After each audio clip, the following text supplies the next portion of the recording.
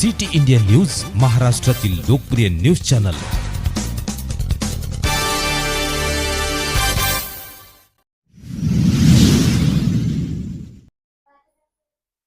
नवनाथ आश्रमात महिला भाविकांची मोठी गर्दी।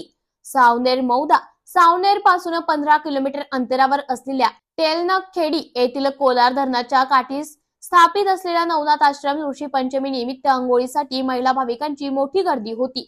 या ठिकाणी असलेल्या नवनाथ मंदिर, दत्त मंदिर आणि शिव मंदिर येथे महिलांनी पूजा अर्चना करून मनोभावे पूजा केली, तसंच वनभोजन केले। यावेळी नवनाथ आश्रम सेवा समितीचे पदाधिकारी वामन झोटिंग, अशोक हिवरकर, प्रवीण गिरडे, रमेश नेहारे यांनी भाविकांची विशेष व्यवस्था केली।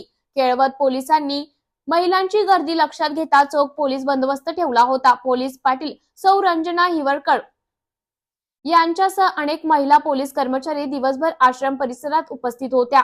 सिटी इंडिया न्यूज करिता प्रतिनिधी लक्ष्मण मदनकर, मौदा।